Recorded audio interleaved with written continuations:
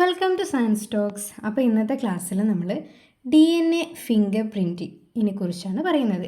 എങ്ങനെയാണ് ഈ ഒരു DNA ഫിംഗർ പ്രിൻറ്റിങ് കൊലപാതകം നടന്ന സ്ഥലത്ത് നിന്ന് ശേഖരിക്കുന്ന സാമ്പിൾ വെച്ചിട്ട് കുറ്റവാളിനെയൊക്കെ എങ്ങനെയാണ് കണ്ടുപിടിക്കുന്നത്, ആ ഒരു പ്രോസസ്സാണ് ഈ ഒരു ക്ലാസ്സിലൂടെ പറയുന്നത്. അപ്പോൾ ആദ്യമായിട്ടാണ് എൻ്റെ ചാനൽ കാണുന്നതെങ്കിൽ ആദ്യം ഒന്ന് സബ്സ്ക്രൈബ് ചെയ്യുക, ഷെയർ ചെയ്യുക, ക്ലാസ് മുഴുവനായി കണ്ട ശേഷം ഇഷ്ടപ്പെട്ടെങ്കിൽ കമൻറ്റ് ചെയ്യാം. അപ്പോൾ നമുക്ക് ക്ലാസ്സിലോട്ട് പോവാം.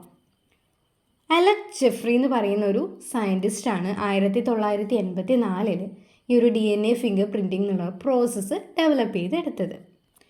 അപ്പോൾ എന്താണ് DNA ഫിംഗർ പ്രിൻറ്റിംഗ്, അല്ലെങ്കിൽ വേറൊരു പേരും കൂടി ഉണ്ട്, DNA പ്രൊഫൈലിംഗ് എന്ന് പറയും. ഈ ഒരു പ്രോസസ്സ് എന്താണെന്ന് ചോദിച്ചാലുള്ളൊരു ഡെഫിനിഷനാണിത്. It's a forensic technique. അതൊരു ഫോറൻസിക് ടെക്നിക്കാണ്. എന്തിനു വേണ്ടി? That analyse variation in an individuals DNA to identify the often used in criminal investigation and paternity testing.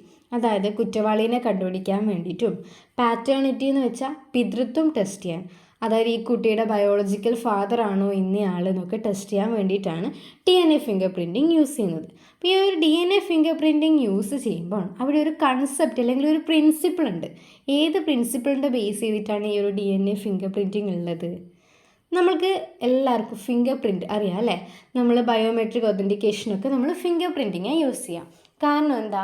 ഈ ലോകത്തുള്ള എല്ലാ മനുഷ്യന്മാരുടെയും ഫിംഗർ പ്രിൻറ്റ് എൻറ്റയർലി ഡിഫറെൻ്റ് ആണ്. ഒരാൾക്ക് പോലും ഒരേപോലെയുള്ള ഫിംഗർ പ്രിൻറ്റ് ഉണ്ടായിരിക്കില്ല.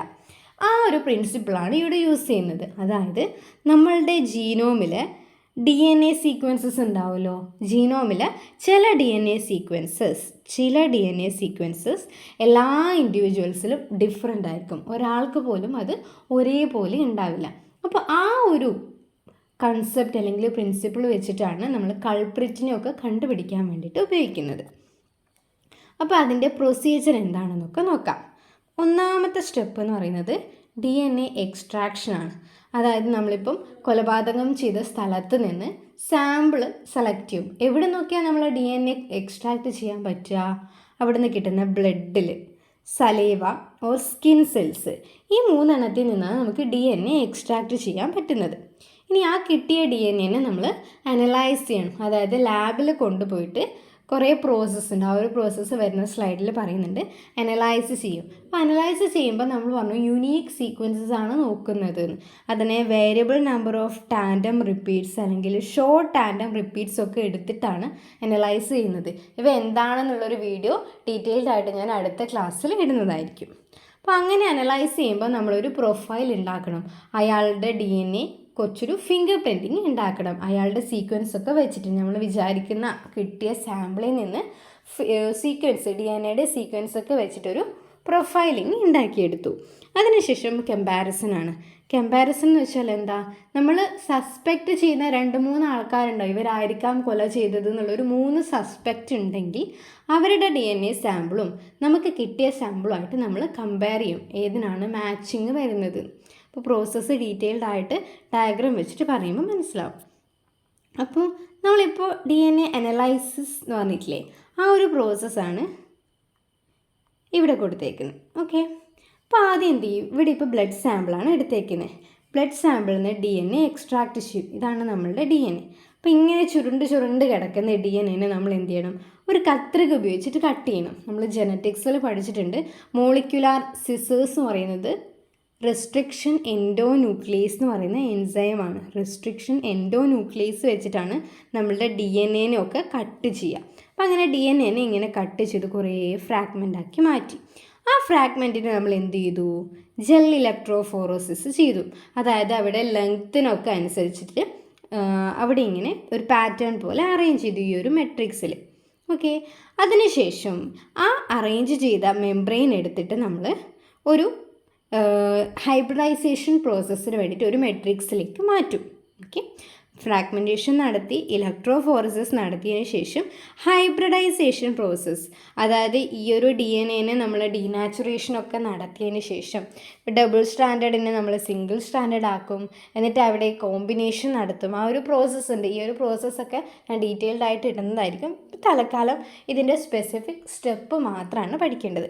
ഹൈബ്രിഡൈസേഷൻ നടത്തിയതിന് ശേഷം നമ്മൾ നോക്കും, ചെക്ക് ചെയ്യും, ഇവിടെയാണ് ഇങ്ങനെയാണ്, ഈ ഒരു രീതിയിലായിരിക്കും ഹൈബ്രിഡൈസേഷനും ജെൽ ഇലക്ട്രോഫോറസിസിനും ശേഷം ആ ഒരു സാമ്പിളിൻ്റെ ബാൻഡ് കാണുക. ഈ ബാൻഡാണ് നമ്മൾ സസ്പെക്റ്റുമായിട്ട് കമ്പയർ ചെയ്യുന്നത്. ഓക്കെ. ഇപ്പോൾ ഇതാണ് നമ്മൾ ആ ഒരു സ്ഥലത്തുനിന്ന്, ക്രിമിനൽ പശ്ചാത്തലമുള്ള ആ സ്ഥലത്തുനിന്ന് കിട്ടിയ ബ്ലഡ് സാമ്പിളിൽ നിന്ന് നമ്മൾ ഈ ഒരു പ്രോസസ്സൊക്കെ നടത്തിയതിന് ശേഷം കിട്ടിയ DNA ഒരു സാമ്പിളാണിത്. ഈ സാമ്പിൾ എന്ത് ചെയ്യും? സസ്പെക്റ്റ് 1, 2, 3 ഈ 3 മാച്ച് ചെയ്യും. അപ്പോൾ ഇതിൽ തന്നെ നിങ്ങൾക്ക് സൂക്ഷിച്ച് നോക്കിയാൽ മനസ്സിലാകും നമ്മളുടെ സസ്പെക്റ്റ് 1 ആണോ 2 ആണോ 3 ആണോ ശരിയായ കുറ്റവാളി.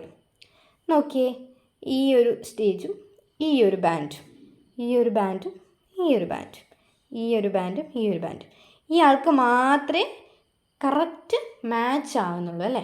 അപ്പം നമുക്ക് എന്ത് മനസ്സിലാക്കാം? സസ്പെക്റ്റ് 2 ആണ് യഥാർത്ഥ കുറ്റവാളി എന്ന് മനസ്സിലാക്കാം. ഇങ്ങനെയാണ് DNA ഫിംഗർ പ്രിൻറ്റിങ് ഒരു കൊലപാതകിയെ കണ്ടെത്താൻ വേണ്ടിയിട്ട് യൂസ് ചെയ്യുന്നത്. ഇനി ഇതിൻ്റെ ആപ്ലിക്കേഷൻ എന്ന് പറയുന്നത് ജസ്റ്റ് ഫോറൻസിക് സയൻസിൽ, അതായത് ക്രൈം സീൻസിലൊക്കെ യൂസ് ചെയ്യാം. ഇങ്ങനെയുള്ള കൊലപാതകം നടന്ന ക്രിമിനൽ കേസൊക്കെ സോൾവ് ചെയ്യാൻ വേണ്ടിയിട്ട് ഫോറൻസിക് സയൻസിൽ യൂസ് ചെയ്യുന്നുണ്ട് DNA ഫിംഗർ പ്രിൻറ്റിങ്. രണ്ടാമത്തത് പാറ്റേണിറ്റി ടെസ്റ്റിംഗ്, അതായത് ബയോളജിക്കൽ ഫാദർ, ഒരു കുട്ടിയുടെ യഥാർത്ഥ അച്ഛൻ ആരാണെന്നൊക്കെ കണ്ടുപിടിക്കാൻ വേണ്ടിയിട്ട്.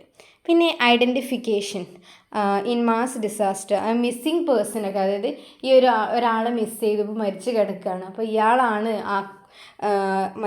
അതായത് ഹ്യൂമൻ റിമെയിൻസ് ഒക്കെ വെച്ചതിന് ശേഷം അത് ഇന്നേ ആളാണ്, ഇതാണ് മിസ്സായ പെൺകുട്ടി അല്ലെങ്കിൽ മിസ്സായ ആൺകുട്ടി ഇതാണെന്നൊക്കെ കണ്ടുപിടിക്കാനാണ് ഫോറൻസിക് സയൻസിലൊക്കെ ഈ ഒരു ഫിംഗർ പ്രിൻറ്റിങ് യൂസ് ചെയ്യുന്നത്.